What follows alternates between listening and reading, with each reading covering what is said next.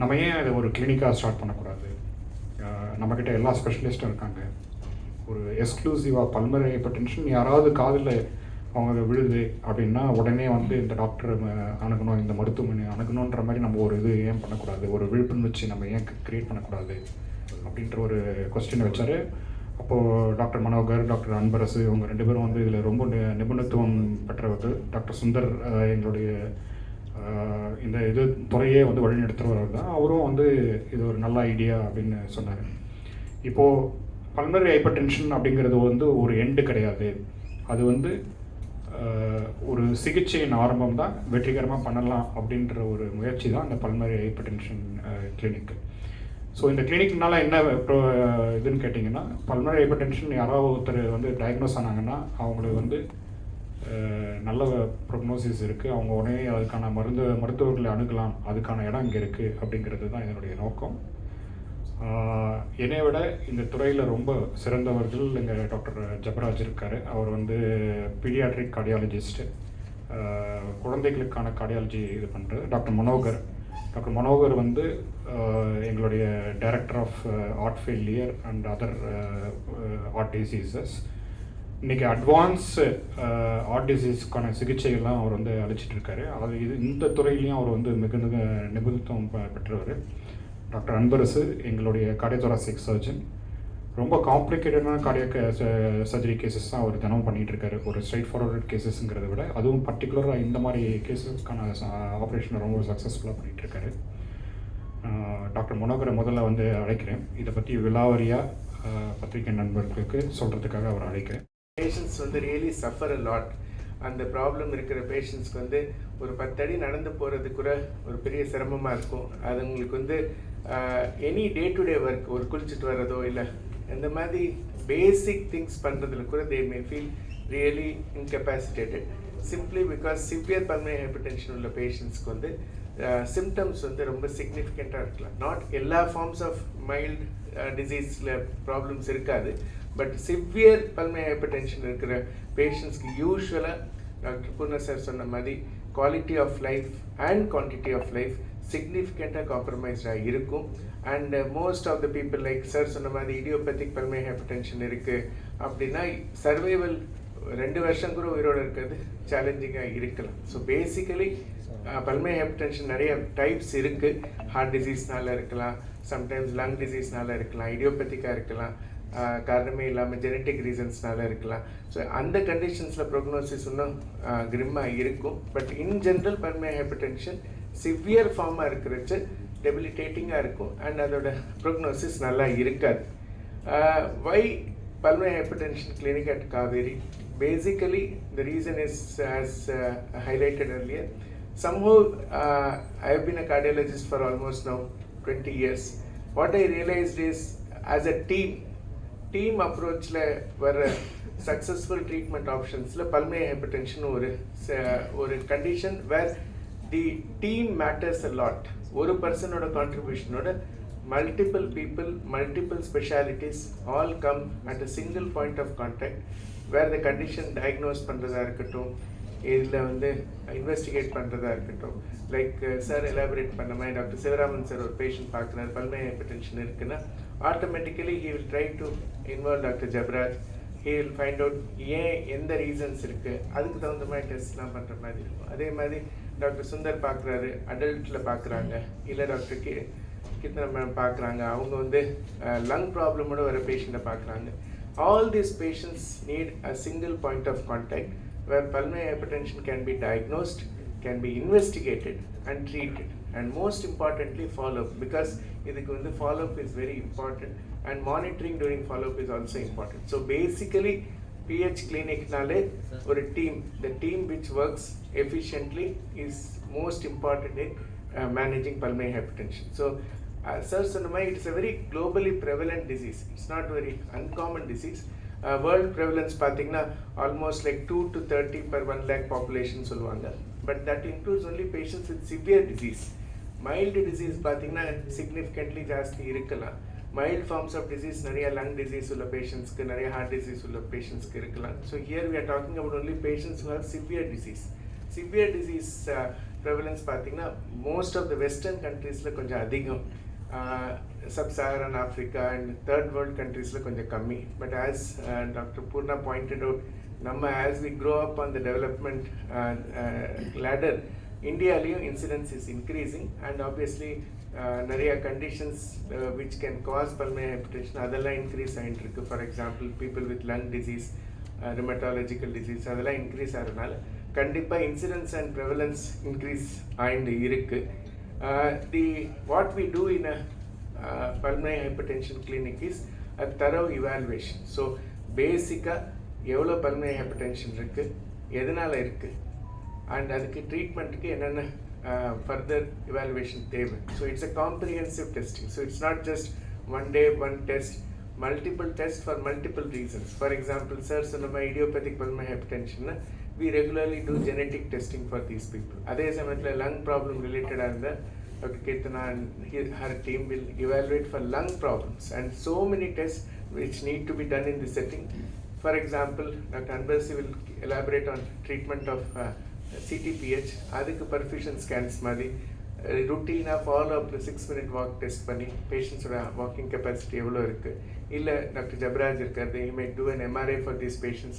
So all these tests are part of the comprehensive management, including Dr. Sundar or one of my team members will be doing a right heart cath and testing for evaluation.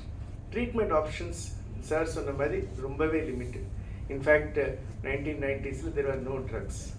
In the last 20-30 years, new drugs have come. Lot of options have come.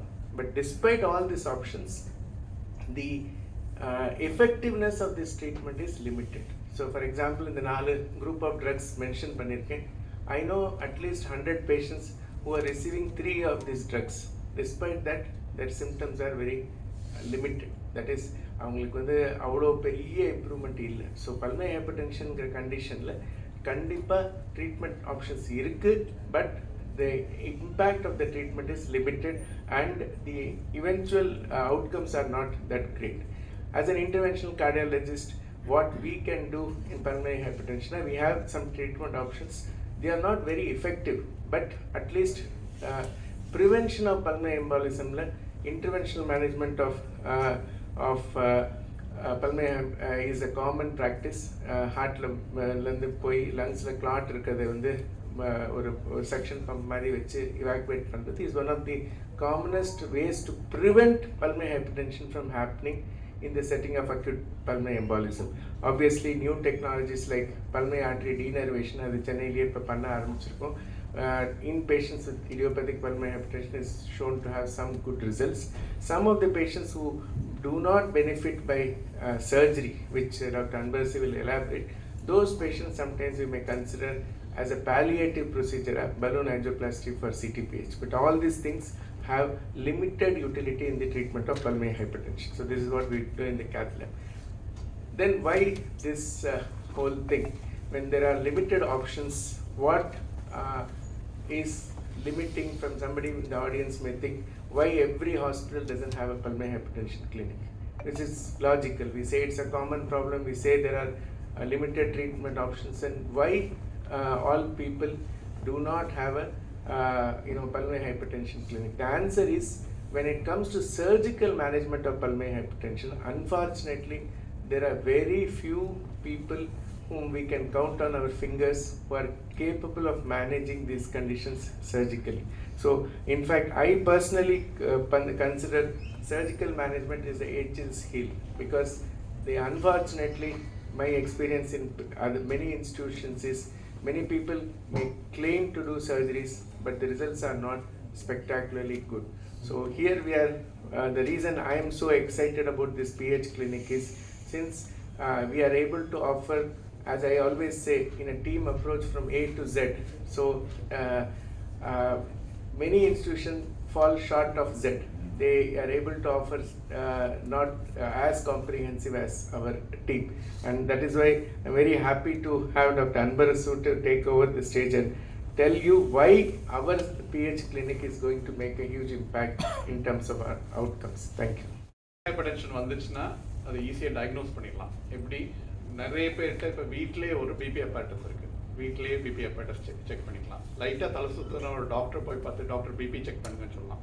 So systemic hypertension வந்த உடனே கண்டுபிடிச்சிடும். அதுக்கு நிறைய medicines இருக்குது, ஈஸியாக treat பண்ணுறோம். வேறு pulmonary ஹைப்பர்டென்ஷனுக்கு அந்த மாதிரி மெஷர் பண்ணுறதுக்கு ஒரு காமன் அவைலபிள் மிஷின் கிடையாது. நம்ம யாருக்காவது பல்மனரி ஹைப்பர்டென்ஷன் இருக்குன்னு எப்போ தெரியும்னா, சடனாக பிரெத்லெஸ்னஸ், மூச்சு வாங்க ஆரம்பிக்கும், கொஞ்சம் தூரம் கூட நடக்க முடியலை, வி கால் இட் ஃபெட்டிக், கை காலெலாம் வீங்க ஆரம்பிக்கும். அந்த கண்டிஷனில் வந்து ஒரு எக்கோ, இசிஜி, எக்ஸ்ரே பண்ணாலே பல்மனரி ஹைப்பர்டென்ஷன் கண்டுபிடிச்சிடலாம். டாக்டர் மனோகர் சொன்னாங்க வெஸ்டர்ன் வேர்ல்டில் அதிகமாக இருக்குது, இந்தியாவில் கம்மியாக இருக்குன்னு. இந்தியா அண்ட் டெவலப்பிங் கண்ட்ரீஸில் கம்மியாக இருக்குன்னு. இன்சிடென்ட்ஸ் கம்மியாக இல்லை, இப்போ தான் நம்ம டயக்னோஸ் பண்ண ஆரம்பிச்சிருக்கோம். ஸோ கிராஜுவலி நம்மளோட நம்பர்ஸ் கண்டிப்பாக அதிகமாகும். நோ எதனால இந்த பல்மனரி ஹைப்பர்டென்ஷன் ட்ரீட் பண்ணணும்னா, ட்ரீட் பண்ணாமல் இருந்தோம்னா ஹார்ட் ஃபெயிலியர் ரொம்ப மோசமாகி வேர்சன் ஆகி வித்தின் 6 monthsலையோ 1 yearலையோ மேக்ஸிமம் 2 yearsலையோ மோஸ்ட் ஆஃப் திஸ் பேஷண்ட் அதுக்கு மேலே சர்வைவ் ஆக மாட்டாங்க. So number 1 is diagnosis, number 2 is drug management. Diagnose பண்ணி ஒரு ஏர்லி ஸ்டேஜஸ்னால் ஈஸியாக மெடிசன்ஸ் கொடுத்து அந்த பல்மனரி ஹைப்பர்டென்ஷனை கண்ட்ரோல் பண்ணலாம். நம்ம சென்டரோட speciality pulmonary hypertension clinic, PH கிளினிக்கோட ஸ்பெஷாலிட்டி என்னென்னா, it's a multidisciplinary approach. It's a very very common concept இந்த வெஸ்டர்ன் வேர்ல்ட். இப்போ யூரோப் போனீங்க, யூஎஸ் போனீங்க, ஆஸ்திரேலியா போனீங்கன்னா ஏதாவது ஒரு ஸ்பெஷாலிட்டி இந்த மாதிரி ரேராக ஸ்பெஷாலிட்டி உள்ள ப்ராப்ளம்ஸ்க்கு எப்படி ட்ரீட் பண்ணுவாங்கன்னா, all the specialist come together under one roof. எல்லாருமே ஒரு சிக்கான ஒரு பேஷண்ட் இருக்காங்க, ஒரு சேலஞ்சிங்காக ஒரு பேஷண்ட் இருக்காங்கன்னா எல்லாம் வந்து ஒன்றா கூடி ஒரு வீக்லி ஒன்ஸ் ஒரு 15 days ஒரு தடவை அந்த மாதிரி ஸ்பெஷல் கேசஸ் மட்டும் டிஸ்கஸ் பண்ணுவோம். This is not available. இந்த ஒரு ஃபெசிலிட்டி, இந்த ஒரு ஒரு ஒரு ஒரு கோஹெசிவ்னஸ் அமங்ஸ் த டாக்டர்ஸ் வந்து நிறைய சென்டர்ஸ் நம்ம ஊரில் இன்னும் வரல. But slowly we are picking up here. And நம்மளோட பல்மனரி ஹைப்பர்டென்ஷன் கிளினிக்ல it's a multidisciplinary approach. So we have a cardiologist, we have a cardiothoracic surgeon, we have very good radiologists, rheumatologists இருக்காங்க, pulmonologists இருக்காங்க, paediatrician இருக்காங்க. So ஒரு குழந்தைக்கு இந்த மாதிரி இதுன்னா, ஒரு அடல்ட்டுக்கு இந்த மாதிரினா, அந்த பேஷண்ட்டுக்குரிய ட்ரீட்மெண்ட்டுக்கு என்னென்ன தேவையோ everybody comes together, chits and discuss. எல்லாம் உட்காந்து டிஸ்கஸ் பண்ணும்போது அந்த அந்த பேஷண்ட்டுக்குரிய பெஸ்ட் பாசிபிள் ட்ரீட்மெண்ட் நம்மளால் கொடுக்க முடியுது. அதுதான் ரொம்ப ரொம்ப முக்கியம் இங்கே. So highlight of this PH clinic is that it's a multidisciplinary team and the quality of treatment afforded is extremely good. Now, இந்த வகையான பல்மனரி ஹைப்பர்டென்ஷன்ல ஒரு சப்செட்டுக்கு மட்டும் சர்ஜரி பண்ணலாம். எதனால வந்து பல்மனரி ஹைப்பர்டென்ஷன் வந்து சில பேருக்கு எந்த விதமான ரீசன் நம்ம primary pulmonary hypertension, idiopathic pulmonary hypertension வரலாம். கொஞ்சம் பேருக்கு கால்ல இருந்து கிளாட்ஸ், டீப் வெயின் த்ரோம்போசிஸ் சொல்லி கிளாட்ஸ் ஃபார்ம் ஆகி திரும்ப திரும்ப திரும்ப வந்து உள்ள லங்ஸ்குள்ளே போய் பிளாக் ஆயிரும். அங்கே வந்து கிளாட்டாக இருக்காது, எல்லாமே உள்ளே வந்து ஒட்டிக்கிட்டு கம்ப்ளீட்டாக அடரண்ட்டாக இருக்கும், ஒரு பிளாஸ்டராக உள்ளே இருக்கும். அந்த மாதிரி கண்டிஷனில் என்ன தான் மெடிசன்ஸ் கொடுத்தாலும் அவ்வளோ இம்ப்ரூவ்மெண்ட் இருக்காது. சில வகையான பேஷண்ட்ஸ், சில சப்செட் ஆஃப் பேஷண்ட்ஸ் பார்த்தீங்கன்னா லெஃப்ட் சைட் ஆஃப் த ஹார்ட்டில் வந்து ஒரு வால்வ் டிசீஸ் இருக்கலாம், இல்லை ஹார்ட் டிஸ்ஃபங்க்ஷன் இருக்கலாம். அதை ட்ரீட் பண்ணும்போது, அதை சர்ஜிக்கலாவோ மெடிசனாவோ ட்ரீட் பண்ணும்போது நம்மளுக்கு பல்மனரி ஹைப்பர்டென்ஷன் ட்ரீட் ஆகிறதுக்கு, க்யூர் ஆகிறதுக்கு சான்சஸ் இருக்குது.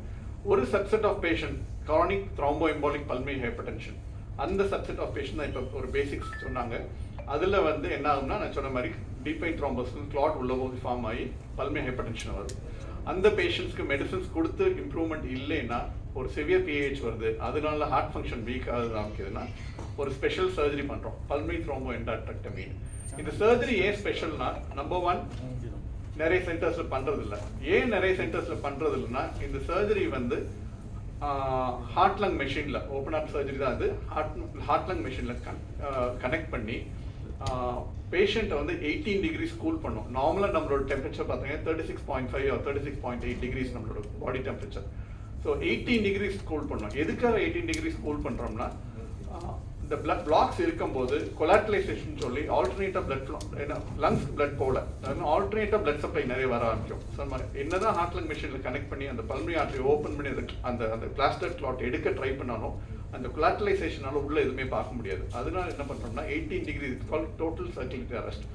18 degrees கூல் பண்ணி அதுக்கப்புறம் தான் நம்ம அந்த பல்மனரி ஆர்டரிஸ், அந்த அந்த நுரையீரலுக்கு போகிற பிளட், அந்த ரத்த குழாயை ஓப்பன் பண்ணி அந்த கிளாட்டை வந்து டிசெக்ட் பண்ணி எடுக்கணும். அது கிளாட் மாதிரி இருக்காது, கம்ப்ளீட்டாக ஒட்டிக்கிட்டு இருக்கும், அதை டிசெக்ட் பண்ணி எடுக்கிறது கஷ்டம். நம்பர் 1 18 degrees கூல் பண்ணும். நம்பர் 2 18 degrees கூல் பண்ணி கம்ப்ளீட்டாக சர்க்குலேஷன் ஸ்டாப் பண்ணும். It's called total circulatory arrest. அது கம்ப்ளீட்டாக ஸ்டாப் பண்ணால் தான் நம்மளால் அந்த கிளாட்ஸை ரிமூவ் பண்ண முடியும். ஸோ நம்ம பாடியோட சர்க்குலேஷன் ஸ்டாப் பண்ணும்போது அதுக்குன்னு ஒரு லிமிட் இருக்குல்ல. ஸோ அந்த 40 minutesக்குள்ளே வந்து மேக்ஸிமம் லிமிட் நமக்கு இருக்கிறது 40 மினிட்ஸ் அது டோட்டல் சர்ஜரி ஹாஸ்பிட்டல். அந்த 40 நிமிஷத்தில் கம்ப்ளீட்டாக கிளாட் ரிமூவ் பண்ணி ஆகணும். ஸோ நம்பர் 1 40 மினிட்ஸ் ஒரு டைம் ரேஸ் மாதிரி அந்த 40 மினிட்ஸில் ரிமூவ் பண்ணி ஆகணும். நம்பர் 2 இஸ் கம்ப்ளீட்டாக ரிமூவ் பண்ணி ஆகணும். அதை விட்டுட்டு வந்தோம்னா ரெக்கவரியும் இருக்காது, பேஷண்ட் பெனிஃபிட் இருக்காது. இன்ஃபேக்ட் ஒரு ரெசிடல் டிசீஸ் இருந்தால் பேஷண்ட் லைஃப்கே கூட ப்ராப்ளம் இருக்கும். So that is why this surgery, the pulmonary thrombectomy is a special surgery and not done in many centers.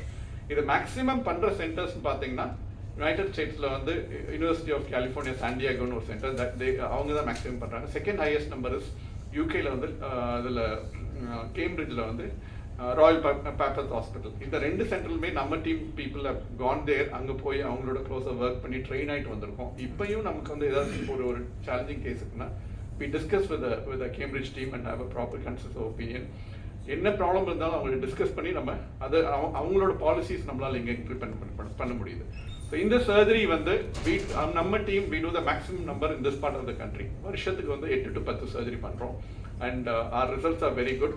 Last month ஒரே வாரத்தில் இது 3 சர்ஜரிஸ் பண்ணுறோம். பல்மனரி த்ரோம்போஎம்போலிக் 3 சர்ஜரி பண்ணோம். அதில் ஒரு பேஷண்ட் வந்து ஆஃப்ரிக்கன் பேஷண்ட், இது official in one of the African nations. Another is our own nurse who is working in the Middle East. Middle East இதை டயக்னோஸ் பண்ணிட்டு அவங்களால இந்த சர்ஜரி ஆஃபர் பண்ண முடியலன்னு சொல்லி நம்ம ரெஃபர் பண்ணி நம்மளும் பண்ணியிருக்கோம். தேர்ட் இஸ் நம்மளுடைய போஸ்டல் டிபார்ட்மெண்ட்டில் இருக்கும் central government officer 3 patient within 1 week பண்ணுறது வந்து இந்த அளவுக்கு நம்பர்ஸ் வந்து பண்ணுறது நிறைய சென்டர்ஸில் பண்ணுறது கிடையாது. And we have given offered this surgery for 3 patients within a week, and we have 1 more patient waiting for the first week of June. So the advantage is that we have a good volume. Technically we have a very good, very sound team to offer. நம்மளால வந்து இந்த ஒரு complete team workனால we have a good result in this surgery. Now the pulmonary embolic hypertension surgery is the curative treatment. In fact அந்த 3 patient 2 patient பார்த்தீங்கன்னா ஒரு 10 அடி கூட நடக்க முடியாத ஒரு ஸ்டேஜ்ல இருந்தாங்க. அவங்க சர்ஜரி பண்ணிட்டு when they got discharged, normal near normal person மாதிரி வீட்டு போயிட்டு தே ஸ்டார்ட் ஒர்க்கிங். அந்த அளவுக்கு ஒரு நல்ல ரிசல்ட் உள்ள ஒரு சர்ஜரி இது. Now my request to the media person is that இதே இதுதான், you should help us to create an awareness. இந்த மாதிரி ஒரு கண்டிஷன் இருக்கு, இதுக்குரிய surgical treatment are everything under one roof. Kauvery வடபழனியில் ஒரு மல்டி டிசிப்ளினரி அப்ரோச்சாக we have a team which can deal with these sort of pulmonary hypertension. ஒரு awareness create பண்ணி பப்ளிக் நீங்கள் கொண்டு போகணுன்றது எங்களோட request. Thank you very much. நம்ம இப்போ ஏற்கனவே டிஸ்கஸ் பண்ண மாதிரி pulmonary hypertension clinic is one clinic where all specialist come together. எல்லா துறையோட வல்லுநர்களும் இந்த ஒரு கிளினிக்ல வந்து ஒரு சேலஞ்சிங் பேஷண்ட் இருக்கும்போது, ஒரு சிக் பேஷண்ட் இருக்கும்போது அவங்களோட நிபுணத்துவம் வச்சு பேஷண்ட்டுக்கு பெஸ்ட் பாசிபிள் ட்ரீட்மெண்ட் ஏதோ அதை வழங்குறதுக்குரிய அதுதான் இந்த பல்மனரி ஹைப்பர்டென்ஷன் கிளினிக்கோட நோக்கம். அண்ட் இதில் வந்து எல்லா ஸ்பெஷலிஸ்டும் இருக்கும். கார்டியாலஜிஸ்ட் இருக்கும், பல்மனாலஜிஸ்ட் இருக்கும், கார்டியோதொராசிக் சர்ஜன் இருக்கும், அனஸ்தீஷியா ஸ்பெஷலிஸ்ட் இருப்பாங்க, ருமட்டாலஜிஸ்ட் இருப்பாங்க, பீடியாட்ரிஷியன் இருப்பாங்க. ஸோ எந்தெந்த துறையில் எந்தெந்த சந்தேகங்கள் இருக்கோ எல்லாருமே வந்து ஒரு நல்ல ஒரு நிபுணத்துவம் பேஸ் பண்ணி ஒரு நல்ல ட்ரீட்மெண்ட் கொடுக்கணுன்றது தான் இந்த பல்மனரி ஹைப்பர்டென்ஷன் கிளினிக்கோட நோக்கம். ஸோ இதனுடைய எங்களுக்கு எப்படி இந்த ஐடியா வந்தது அப்படின்னு கேட்டிங்கன்னா, நாங்கள் லாஸ்ட் ஒரு 2 இயர்ஸில் வந்து நிறைய கேசஸ் ஹேண்டில் பண்ணியிருக்கோம். ஸோ எல்லா கண்ட்ரிலையும் பார்த்தீங்கன்னா ஒரு ஸ்பெஷல் கிளினிக்னு ஒரு இடத்துல இருக்கும். நம்ம கண்ட்ரியில் அது அந்த மாதிரி பல்மனரி ஹைப்பர்டென்ஷனுக்கு ஒரு கிளினிக் இல்லை. இப்போ மற்ற இதுக்கெல்லாம் பார்த்தீங்கன்னா ஒரு ஸ்பெஷல் இடம் இருக்குது. ஒரு புத்துநோய்னா இந்த இடத்துக்கு போகணும், ஒரு கல்லீரல் பாதிப்புனா இந்த இடத்துக்கு போகணுன்ற மாதிரி ஒரு ஸ்பெஷலிஸ்ட் சென்டர் இருக்குது. அதே மாதிரி பல்மனரி ஹைப்பர்டென்ஷனுக்கு ஒரு நிபுணர்கள் நிறைந்த ஒரு இடமா கிரியேட் பண்ணணுன்ற ஒரு எய்மில் தான் இந்த கிளினிக்கை லான்ச் பண்ணுறோம். ஸோ இந்தியாவில் எந்த மூலையில் இருந்தாலும், உலகத்தில் எந்த மூலையில் இருந்தாலும் யாருக்காவது பல்மனரி ஹைப்பர்டென்ஷன் ஒரு டயக்னோசிஸ் வருதுன்னா முன்னாடிலாம் அதுக்கு தீர்வு கிடையாது. இப்போ எல்லா நிபுணர்களும் ஒரே இடத்துல இருக்காங்க. அவங்க இங்கே கண்டிப்பாக அவங்களுடைய வியாதியை சரிப்படுத்துறதுக்கு இங்கே வரலாம். அதுக்கான எல்லா வசதிகளையும் இங்கே நாங்கள் செய்து கொடுத்துருக்கோம். சிம்டம் வந்து ரொம்ப கஷ்டமான இது என்னன்னு கேட்டிங்கன்னா, அவங்க வந்து ஒரு 10 அடி கூட அவங்களால நடக்க முடியாது, ஒரு டே டு டே வேலை கூட செய்ய முடியாது, மூச்சு வாங்கும். நிறைய டைம்ல வந்து டயக்னோசிஸே வந்து அவங்க மூச்சு வாங்கும்போது நிறைய பேர் ஆஸ்மான்னு நினச்சிருவாங்க, இதுன்னு நினச்சிருவாங்க. ஆனால் அவங்களுக்கு பார்த்தீங்கன்னா அந்த பல்மனரி ஆர்டரியில் இருக்கிற ப்ரெஷர்னால தான் அவங்களால அதை மூச்சு வர்றது முடியாமல் இருக்கும். ஸோ சம்டைம்ஸ் வந்து இதுக்கு காரணம் இருக்கும், காரணம் இல்லாமல் இருக்கும். காரணம் இல்லாத இருக்கவங்களுக்கு இப்போ மாத்திரை அதுக்கான ட்ரீட்மெண்ட்லாம் இருக்குது. சம்டைம்ஸ் காரணம் என்னன்னு கேட்டிங்கன்னா ரத்த குழாயில் அடைப்பு இருக்கும். ஸோ அந்த மாதிரி ரத்த குழாயில் அடைப்பு இருக்குன்னா டாக்டர் அன்பரசு வந்து அந்த ரத்த குழாயில் இருக்க அடைப்புலாம் எடுத்து விட்டாங்கன்னா அவங்க ரொம்ப நார்மலாக லைஃப்பை வாழ்வாங்க. ஸோ இதுதான் இப்போ வந்து நமக்கு நடந்திருக்க முன்னேற்றம் ஆக்சுவலாக. இதுக்காக உலகத்தில் 2 இடத்துல வந்து ஸ்பெஷல் கிளினிக் இருக்குது. அங்கே நிறைய வால்யூம் ஆஃப் பேஷண்ட்ஸை ஹேண்டில் பண்ணுறாங்க. இங்கே இருக்கிற டாக்டர் எல்லாருமே அங்கே போயிட்டு ட்ரைனிங் எடுத்துகிட்டு வந்திருக்காங்க. சக்ஸஸ்ஃபுல்லாக நிறைய கேசஸ் பண்ணியிருக்கோம். அவங்க கூட நாங்கள் வந்து ஒரு புரிந்துணர்வு இதுவும் வச்சுருக்கோம். ஏதாவது எங்களுக்கு ஒரு சில டவுட் இருக்குன்னா அவங்களுடைய ஒப்பீனியனும் கேட்டுக்கிறோம். ஸோ அந்த அளவுக்கு இதை எஸ்டாப்ளிஷ் பண்ணியிருக்கோம். இதுதான் அதனுடைய இது. சிம்டம்ஸ்ன்னு பார்த்தீங்கன்னா சாதாரணமாக ஒரு மூச்சு வாங்குறது அப்படிங்கிறது தான் மெயின் சிம்டமாக இருக்கும். சில பேருக்கு வந்து செஸ்ட் பெயின் அந்த மாதிரி கூட காமிக்கலாம். பட் ஒரு எக்கோ எடுக்கும்போது ஈஸியாக தெரிஞ்சிடும். இது வந்து பல்மனரி ஹைப்பர்டென்ஷன்ன்றது வந்து ஒரு எக்கோ எடுக்கும்போது தெரிஞ்சிடும். முன்னாடிலாம் வந்து இந்த எக்கோ எடுத்துட்டு பல்மனரி ஹைப்பர்டென்ஷன் வந்து அதுக்கு தீர்வு கிடையாது. இப்போ கண்டிப்பாக தீர்வு இருக்குது. சார் என்னென்ன ஸ்டேஜஸ் பல்மனரி ஹைப்பர்டென்ஷன் வந்து பேசிக்காக வந்து மைல்ட் மாடரேட் சிவியர்னு சொல்கிற மாதிரி இருக்கும். தட் இஸ் பல்மனரி ஆர்டரி ப்ரெஷர்ஸை வச்சு சொல்லுவோம். நார்மலாக வந்து 25 கீழே இருந்தால் நார்மல்னு சொல்லுவோம். 25 to 40 வந்து மைல்டுன்னு, 40 to 60 வந்து மாடரேட், மோர் தென் 60 சிவியர். இது வந்து சார் சொன்ன மாதிரி இக்கோவில் பண்ணுற மெஷர்மெண்ட் வச்சு சம்டைம்ஸ் கேத்தில் கூட மெஷர் பண்ணுறோம். இது வந்து இன் டர்ம்ஸ் ஆஃப் சிவியாரிட்டி. அதில் யூஸ்வலாக மைல்டு சிம்டம்ஸ், மைல்டு ப்ராப்ளம் வந்து நிறையா பேருக்கு இருக்கும். இன்ஃபேக்ட் இப்போ 100 பேருக்கு எக்கோ பண்ணால் 4-5 பேருக்கு கூட இருக்கும்.